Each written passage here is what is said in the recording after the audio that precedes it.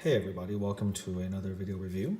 So I just got back from a little getaway with my family to Disneyland, and I figured it would be appropriate. I was in the mood after that trip to do a Disney themed review.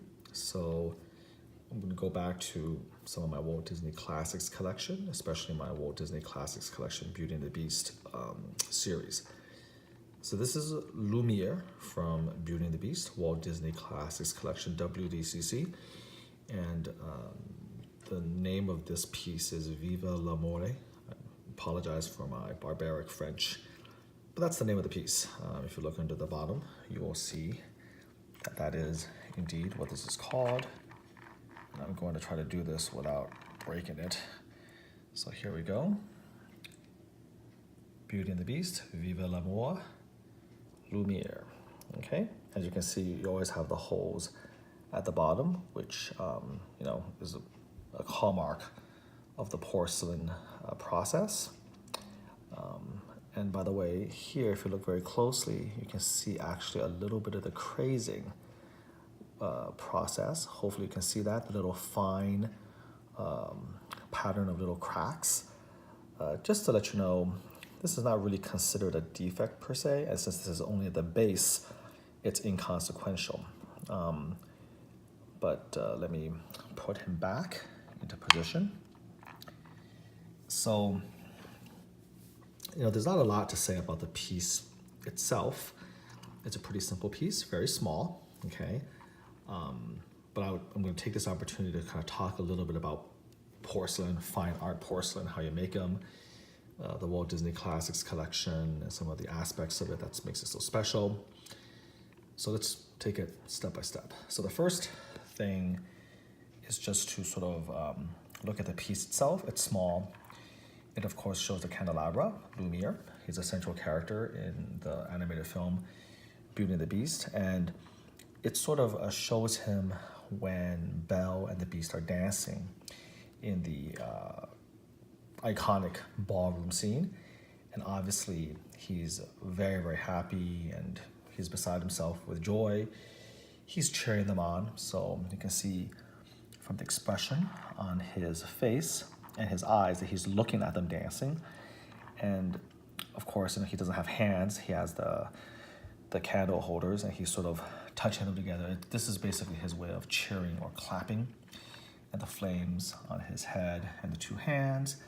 And of course the burnished gold. You can appreciate the very fine wire here, or not wire, but just the very, very fine arms, of the candelabra. And then of course the nice base, the slender body, great detail work on the tongue and the mouth. We're gonna back up here, slowly sort of turn around so you can see him cheering from all angles. Really cute. Again, hopefully you can kind of appreciate the fine workmanship of this piece. Okay, there we have it. Okay, there he is. Turn him around from all directions. And I show him from all the different angles, the top, of the bottom, all around, close-up view of the face. Really, really pretty. I don't know what they use this material. I mean, it looks like it's actually chrome plated. It doesn't look painted. So it's pretty impressive. This is not porcelain for sure. This part up here, of course, is porcelain. And even though I'm going really close up, I don't see any real evidence of crazing or anything like that. So again, one of the things that is so magical about Walt Disney Classics Collection pieces, or WDCC pieces, is how they capture so perfectly these moments from the film and then turn it into this little tiny sculptural masterpiece. And this is no exception. I'm a huge Beauty and the Beast fan, of course, so I remember exactly what part of the movie this is from. And it's just captured so perfectly in terms of the pose, in terms of the expression and the emotion of the moment. And again, just the quality is second to none. beautifully done in porcelain, and then of course with the accent, the plussing that the WDCC was so much known for. And in this case, it's almost like this metal-like filigree here, and the detail that you feel like, again, that's plated or chrome plated with real sort of brass finish. Just simply beautiful. The black here, of course, is porcelain. So really love it. This retailed for about $115, I think, give or take. So it's well over $100 for something so small. These pieces are not cheap by any stretch of the imagination, but when you look at the work that was placed in them, you can kind of begin to have a hint of why. This is meant to go with the scene where you have Belle and the Beast dancing, which I already reviewed. And he also, of course, his companion pieces are Mrs. Potts and Chip, so that's one set, and then Cogsworth. So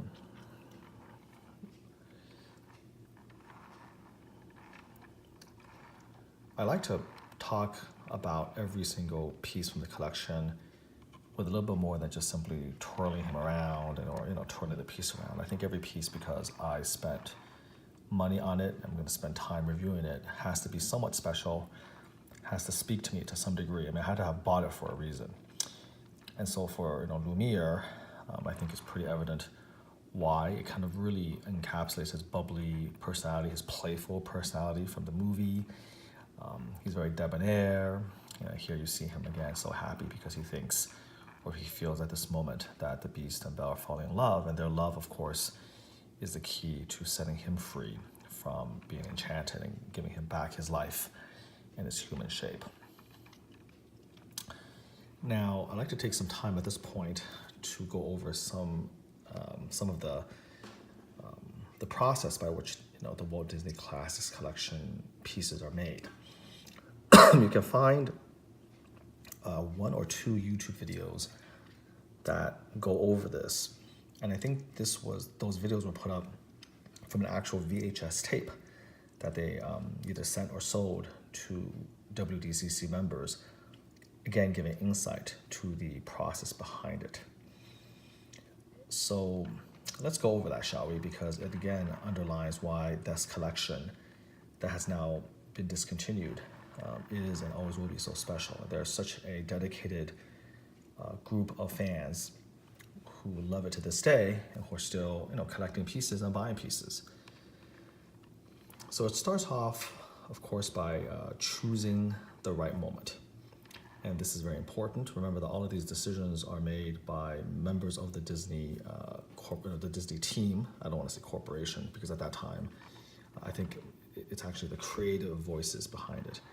There was actually a subdivision of the animation studio, I believe, where they set aside budgeting and money and actually talent to pour into just this type of work. Remember that Roy Disney was the one who really conceived of it and pushed it. And so this was his baby, and they treated it with respect, befitting an idea that so much love and passion from the nephew of Walt Disney himself. So members of the team would sit and they would go through the movie and they would choose a character and a moment that they felt was, again, perfect, that would really perfectly encapsulate the essence of the character. And not all moments, obviously, are worthy enough to create a three-dimensional sculpture from. So there would be a lot of, I would bet, discussion. You choose the moment, you freeze frame it, and once you choose the moment, that's when the assignment goes out to one of the sculptors that the Disney Classics Collection works with, and that sculptor would then be tasked with bringing that exact moment to 3D sculptural life. And this is where things get so crazy and so special. There's a couple of famous sculptors, Dusty Horner, Kent Melton, Patrick Ramondi Simmons. These are people who are in-house talents and who sculpted a stunning number of pieces for the WDCC. And their task is just so difficult. A lot of them, I think, started out as maquette sculpturalists who were doing work in the service of the animated film. But they would have to basically take that perfect moment and then somehow translate it into something that works from all around. And you may think that that's self-evident, you may think that's easy, but nothing could be farther from the truth, because sometimes what looks good on 2 dimensions, that is very, very nice on drawing, it just is very difficult to make work when you have to go all the way around and turn it into an actual statue. And they work on it, they refine it, it goes through more refinement until finally the actual sculpture is created. And this sculpture is always, I think, created by and large in resin form. And that's what has to capture the essence of it, capture the essential details, the face expression, everything that you see here has to be done in resin. Now, once that is approved, the piece then goes to Thailand. And then why Thailand? I don't know. At that time, maybe that's just the country where Disney had the best relationships with the factories and whatnot. In the video, they do mention that one of the major factories who specialize in fine art porcelain was located in Thailand. But be that as it may, it goes to the factory in Thailand, and they have to take a look at the actual resin sculpture, and they have to reverse engineer it a little bit. They have to decide, how are we going to achieve this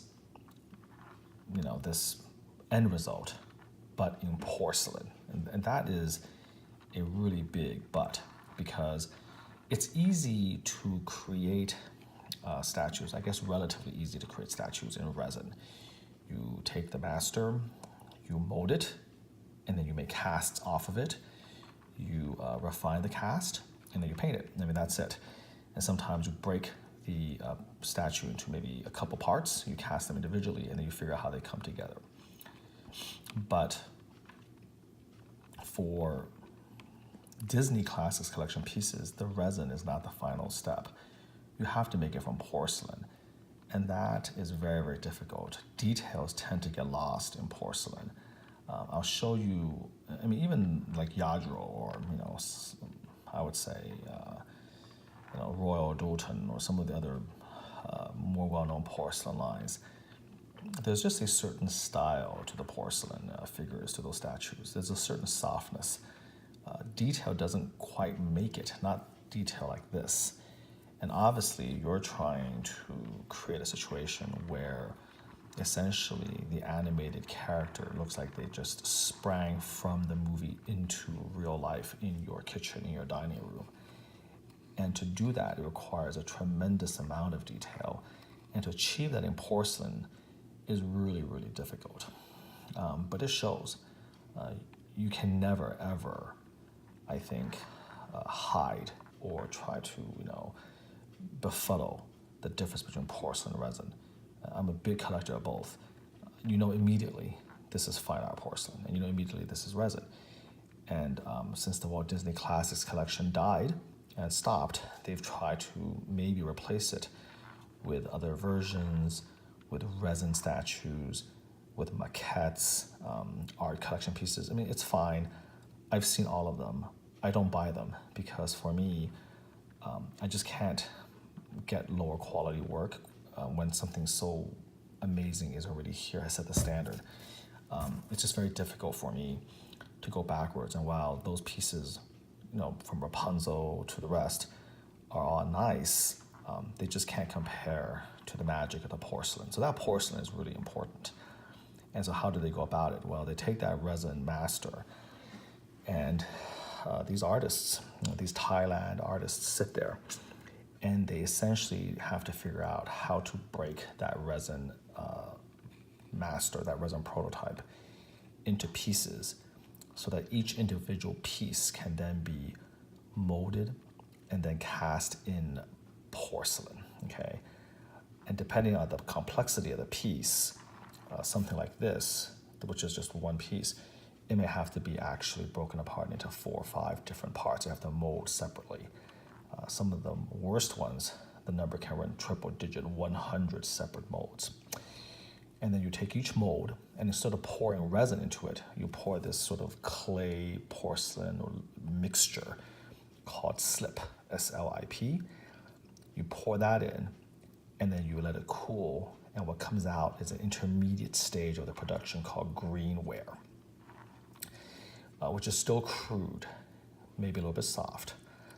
And then at that stage, all the different pieces of greenware gets reformulated, and you create this piece all over again from the pieces. So essentially, you take the resin master, you break it up into pieces so that you can recreate it in porcelain.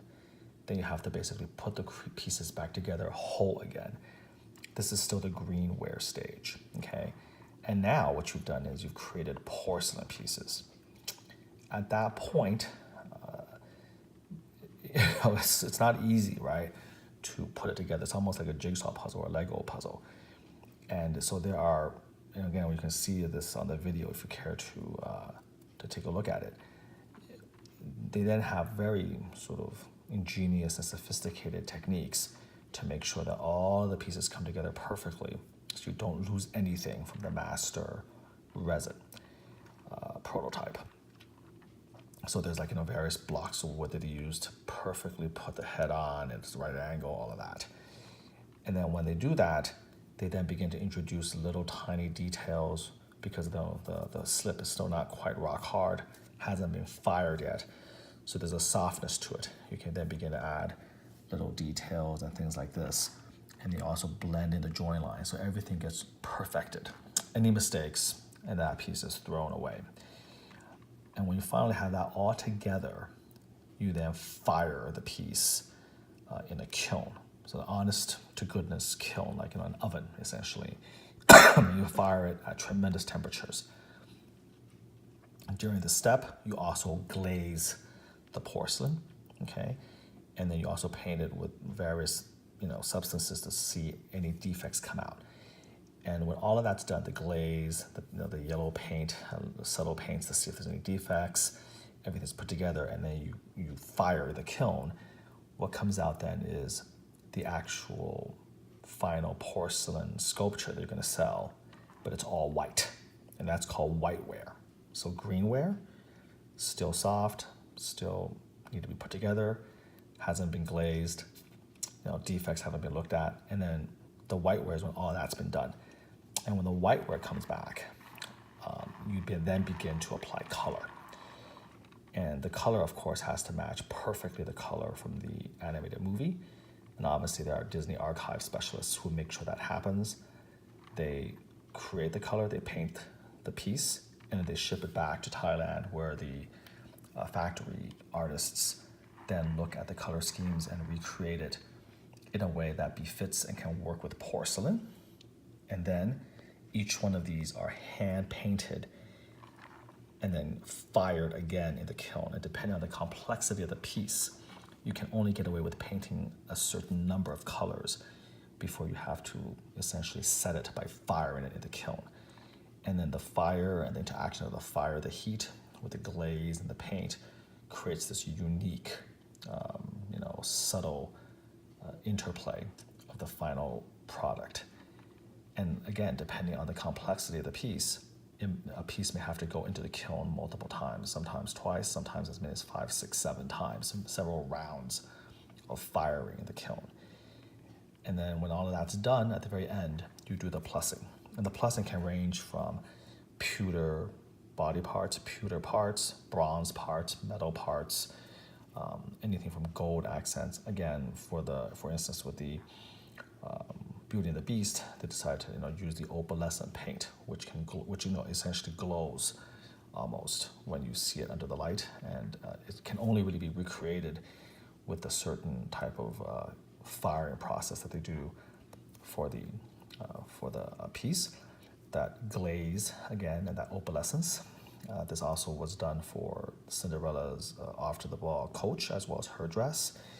And in the case of Lumiere, of course, I think it's the chroming here, the chroming and the metallic, almost metallic feel. I really don't feel like this is painted. I feel like this is, again, somehow they chromed this, because it really does feel like metal when you touch it, even though it's not metal. So these are all things that are finally put together, and then the final product is inspected and carefully packed and then shipped. And that, ladies and gentlemen, is how you finally get your final porcelain piece, and why they cost so much money. It seems like these pieces are always overpriced, but in reality, when you consider the amount of work that goes into recreating one of them, that has to be done by hand, and a lot of labor involved in doing it. It's just mind-blowing. Also, the quality and the attention to detail. This is one of the few lines, and I think modern statue collectors have no appreciation or understanding of what it means to make this, because now we're all conditioned to understand that a prototype can never be recreated by the production. The prototype is always painted a little bit better. It's always painted by a paint master, and then the painters in the factory can only, of course, recreate only up to a certain point. There will be crudities and subtleties of paint that they can't replicate, etc. But no, Walt Disney Classics collection, every single piece, every single production piece is as perfect as the prototype, if not more so. They are exact carbon copies, maybe greater. This is a staggering, how can I say it, sentence or staggering statement to make in light of today's current statue production, milieu. But that's the truth. Every single Lumiere you get is as good as this. Again, an amazing thing. And, when these things were at the height of their popularity, just everything was different. Disney merchandising, quality of Disney merchandising, Disney collections, art galleries, the cost of making them, the margins. It was a whole different world, I guess pun intended from the Aladdin theme song. It was just a whole different world back then. Pieces we found out later on, as the market, of course, collapsed and the line was retired. These pieces, the dealers in the United States and others would always get these pieces at 40% off. So, $100 piece they would buy for $60. And then they would often give customers anywhere from 5 to even 20% off. 20% off, you're really pushing the line here. And I think the 20% off is usually reserved for people later on who just ran their business from the internet. So they don't have a brick and mortar store to worry about the margin. But, anywhere from 5 to 20%, most of the times, in a brick and mortar store, like in a mall or something, maybe 10% would be reasonable. And the rest of it was basically margin for the dealer to keep. And of course, remember that they have expenses and overhead as well, employees and rent, etc. And so when you think about that, then think about how much money they were paying the Thailand factories and the Thailand workers to make it. If, they're basically giving it to the dealers for 40% off, and then Disney's making money, were they paying them $20 a piece for this? Is that how it worked? So, for a $100 piece, the dealer gets it for $60 and Disney buys it for $20?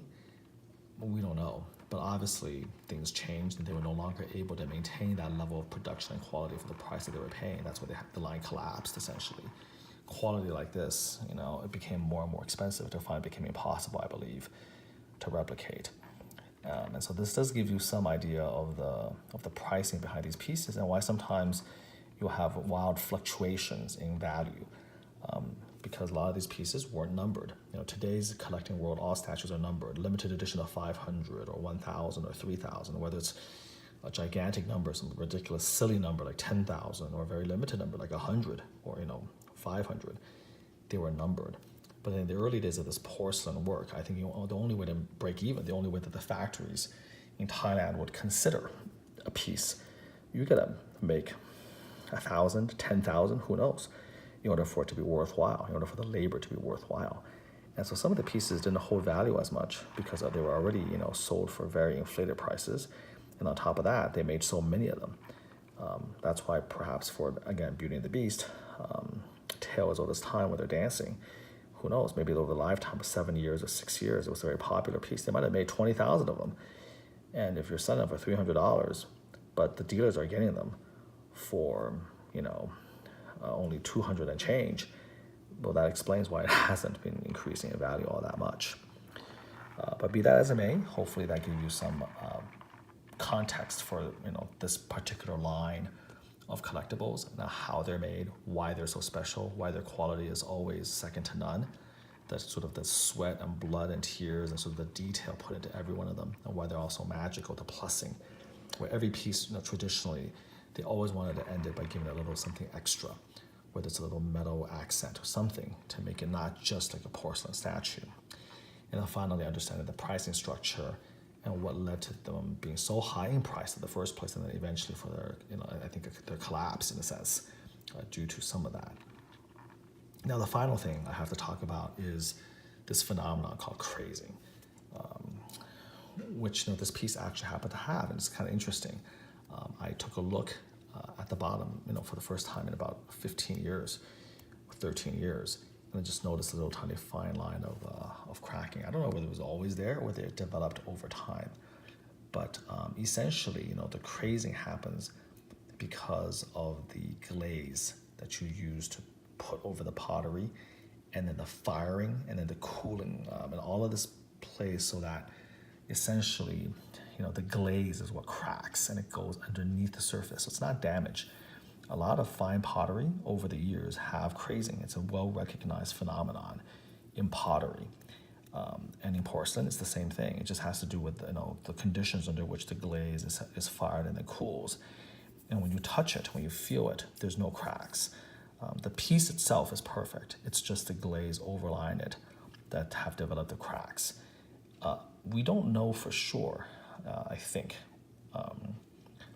what lends to the crazing process. Is there something in the environment, humidity or temperature, etc., that creates more risk with crazing? Is it just a matter of a matter inherent to the piece itself? It's kind of like your genetics. Why some people get Alzheimer's and some people get cancer.